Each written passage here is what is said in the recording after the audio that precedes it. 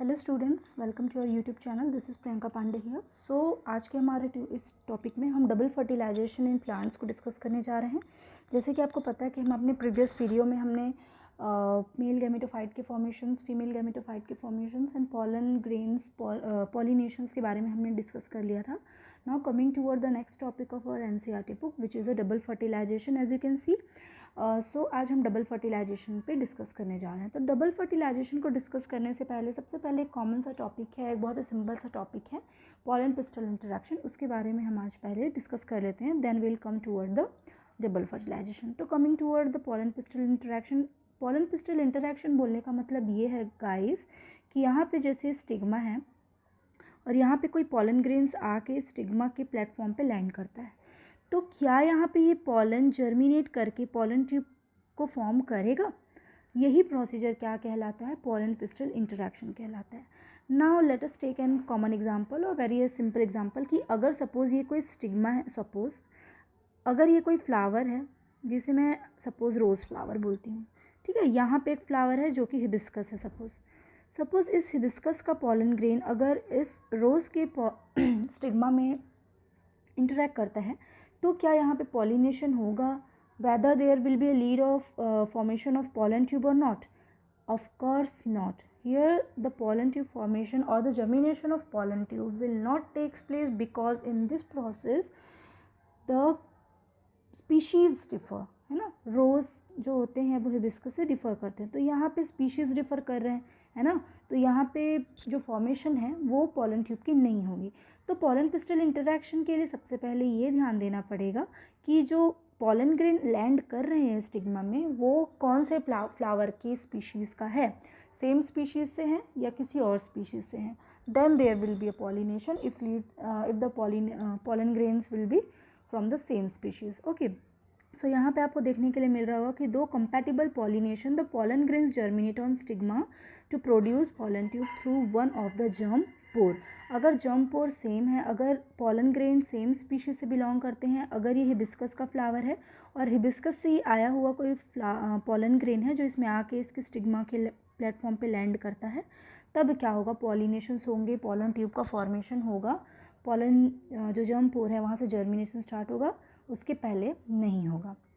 Okay, सो इस procedure में ये भी देखने के लिए मिलता है कि बहुत सारे केमिकल्स भी इन्वॉल्व रहते हैं पॉलन पिस्टल इंटरेक्शन के लिए। जैसे कि let me give an example कि यहाँ से ओवरी से, प्लांट की जो ओवरी से वो एक केमिकल सिक्रीट करती है, boron, which is equally useful for the pollen pistil interaction. तो ये यहाँ पे जितने भी पॉलन पिस्टल इंटरेक्शन के केसेस हो रहे हैं वो केमिकली बेस्ड होते हैं। Chemicals responsible, most probably responsible रहते हैं इस केस में पॉलन पिस्टल इंटरेक्शन के लिए। तो आपको यहाँ पे एक टर्म देखने के लिए मिल रहा होगा, कंपैटिबल।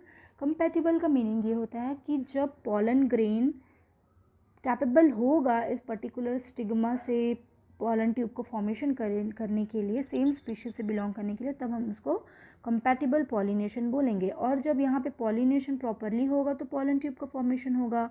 तो पॉलन ट्यूब का अगर फॉर्मेशन हो रहा है then we will consider it as a compatible pollination. The content of pollen grains move through the pollen tube to reach the ovule in the ovary at the micropylar end. अब हमको पता है कि जैसे आपको दिख रहा होगा यहाँ पे ये माइक्रोपाइलर रीजन है ओवरी का और ये ऊपर वाला जो है होता है वो चैलेजर रीजन होता है। तो मैंने आपको बताया था अपने प्रीवियस वीडियो में कि जब भी पॉलन ट्यूब की एंट्री होगी तो मोस्ट प्रोबेबली 90% केस में क्या होता है वो माइक्रोपाइलर रीजन से ही एंट्री करता है। And when it enter from micropylar region, what it is termed as, I have told you in our previous video. Please comment on the comment section and tell me the process when the pollen tube enter from the chalicer region. Okay, so micropylar region. So micropylar region से enter करता है।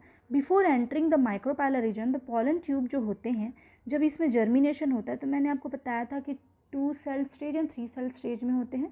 2 cell stage में क्या होता है कि वो pollen tube में एंट्री करने के बाद जो जर्मिनेटिव सेल्स हैं वो 2 सेल्स में डिवाइड होते हैं, और अगर 3 सेल्ड होते हैं तो वो जब पॉलन के अंदर रहते हैं, पॉलन सैक के अंदर, उसी कंडीशन में वो क्या होते हैं?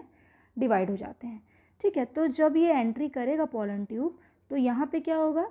Coming toward the next slide, as you can see here, this is the pollen pistil interaction. When the pollen pistil interaction takes place, it leads to a formation of pollen tube, as you can see here. Okay, pollen tube आपको दिख रहा होगा। Third slide में आपको दिख रहा होगा कि देखो यहाँ पे आप लोगों को दिख रहा है कि कुछ स्पीशीज़ हैं, जैसे ये वाला है, इसमें पॉलन ट्यूब का फॉर्मेशन प्रॉपरली हुआ है, इसमें कम हुआ है। एंड कुछ पॉलन ग्रेन्स दिख रहे हैं जिसमें बिल्कुल भी जर्मिनेशन नहीं हुआ है। तो जिसमें जर्मिनेशन नहीं हो रहा है स्टूडेंट्स, वो ऐसे पॉलन ग्रेन्स हैं जो हो सकता है कंपैटिबल नहीं है जर्मिनेशन करने के लिए, या किसी और स्पीशीज़ से बिलोंग करते हैं। तो इस कंडीशन में क्या होता है, जर्मिनेशन नहीं होता है। पॉलिनेशन के लिए एक जीन रिस्पॉन्सिबल रहता है, इंटरेक्शन के लिए एक जीन रिस्पॉन्सिबल रहता है जिसे एस जीन बोला जाता है, सेल्फ इनकम्पैटिबल या सेल्फ कंपैटिबल जीन बोला जाता है। इस कंडीशन में अगर पॉलन में S1 जीन है सपोज, ठीक है, और स्टिग्मा में S3 जीन है, तो इस कंडीशन में इन दोनों के बीच में पॉलन ट्यूब का फॉर्मेशन होगा। एंड अगर पॉलन का अगर जीन S1 है और S1 जीन ही अगर सपोज पॉलन स्टिग्मा में है, तो इस कंडीशन में पॉलन ट्यूब का फॉर्मेशन नहीं होगा, बिकॉज हम यहाँ पे केमिस्ट्री लॉजिक लगा सकते हैं कि positive same charge repel each other and the opposite charge attract each other. तो इस कंडीशन में पॉलन ट्यूब के फॉर्मेशंस होंगे।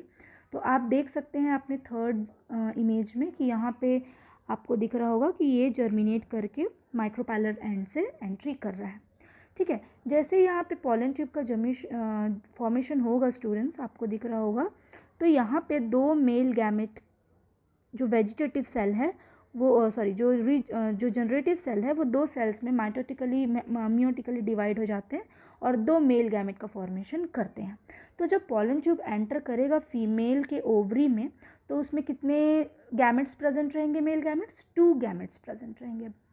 ना as you can see in your fourth slide, यहाँ पे आपको एंट्री दिख रही होगी कमिंग, यही वाला जो आपको 2 डायग्राम दिख रहा है उसी का एनलार्ज व्यू है। यहाँ पे आपको दिख रहा होगा कि यहाँ से एंट्री हो रहा है ना, यहाँ से एंट्री हो रहा है। यहाँ पे you can see a vegetative nucleus which will provide a nutrient to this 2 male gametes. यहाँ पे 2 मेल गैमेट्स को वो न्यूट्रिशन प्रोवाइड कर रहा है।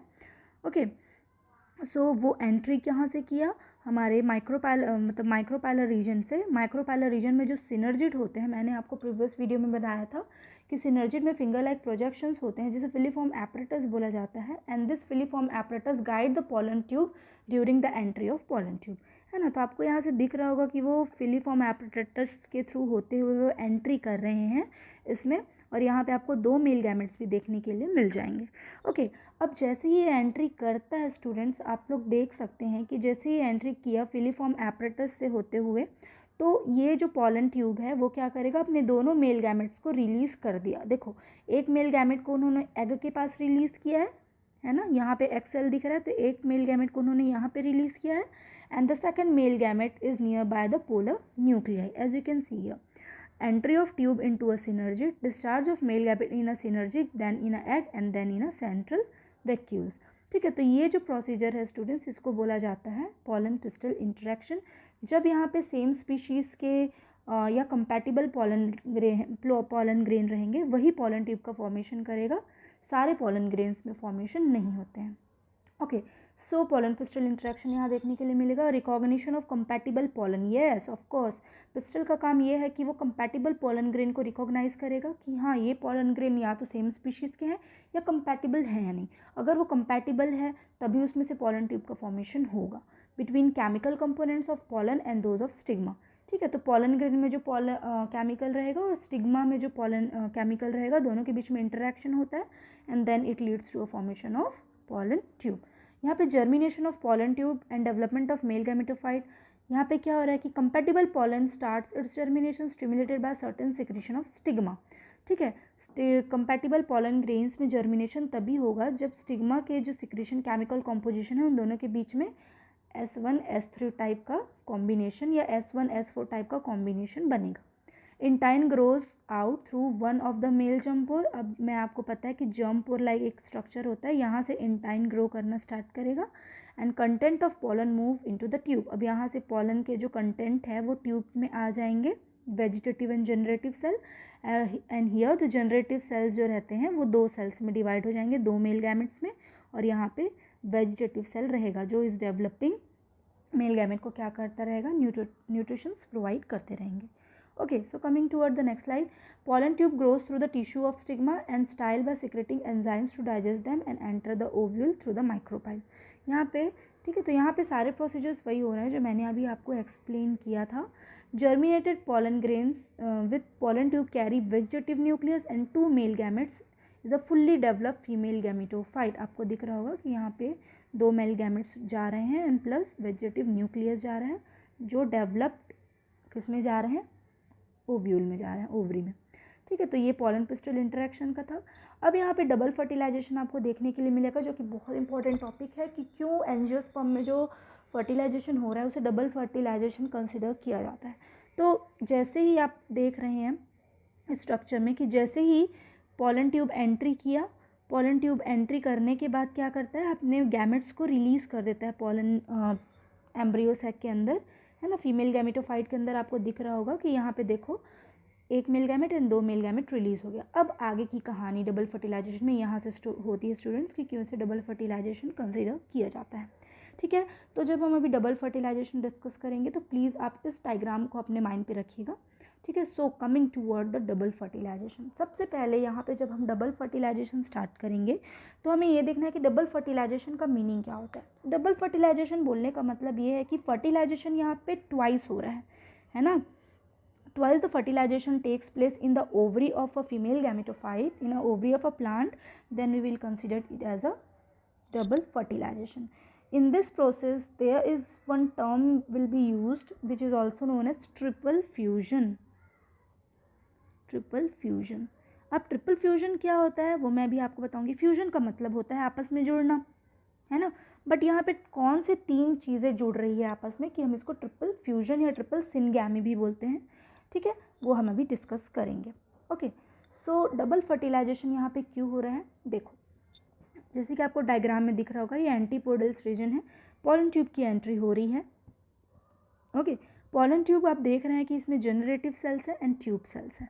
ठीक है, तो जनरेटिव सेल्स जैसे ही एंटर करेंगे 2 मेल गैमेट्स को बना लिए हैं। यहाँ पे 2 जनरेटिव सेल्स 2 मेल गैमेट में डिवाइड हो जाते हैं, है ना। आपको दिख रहा होगा स्पर्म न्यूक्लियाई, तो 2 मेल गैमेट्स, ये स्पर्म न्यूक्लियाई एक्चुअली में मेल गैमेट ही है ना, पॉलन ट्यूब के मेल गैमेट।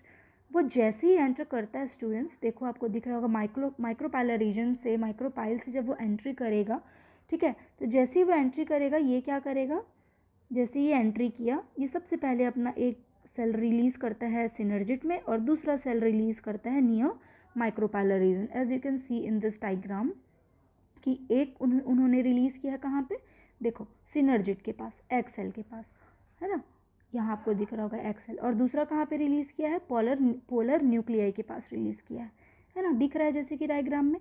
आगे की स्टोरी यही है। ठीक है, तो जैसे ही वो यहाँ से रिलीज़ करते हैं तो फर्स्ट जो एग सेल है, तो फर्स्ट जो न्यूक्लियाई है, स्पर्म न्यूक्लियाई जो मेल गैमेट है, वो सबसे पहले किसको फ्यूज़ करेगा, एग सेल को फ्यूज़ करेगा, है ना। और जैसे ही वो एग सेल को फ्यूज़ करेगा then it will lead to a formation of ovule, है ना। एग के साथ जब मेल गैमेट का फ्यूजन होता है तो वो क्या बनाएगा, ओव्यूल बनाएगा, और इसी ओव्यूल से फिर फ्यूचर में क्या, किस चीज़ का प्रोडक्शन होगा, सीड का प्रोडक्शन होगा, है ना। प्रीवियसली मैंने ये चीज़ बताई थी। तो सबसे पहले जो फर्स्ट, जैसे कि हमको पता है कि 2 मेल गैमेट रिलीज़ हो रहे हैं, तो फर्स्ट मेल गैमेट क्या करेगा, यहाँ पे प्रेजेंट जो एग है उसको फर्टिलाइज़ करेगा। ठीक है, फर्टिलाइज़ कर दिया और ये बना देगा ओव्यूल। ओके, उसके बाद जो सेकंड मेल गैमेट है यहाँ पे जाइगोट बन जाएगा, सीड बन जाएगा। उसके बाद जो सेकंड मेल गैमेट है, आपको दिख रहा होगा यहाँ पे जो सेकंड मेल गैमेट है, it will go to the polar nuclei, वो पोलर न्यूक्लियाई के पास चला जाएगा और वहाँ पे वो क्या करेगा, उस पोलर न्यूक्लियाई को फ्यूज़ करेगा।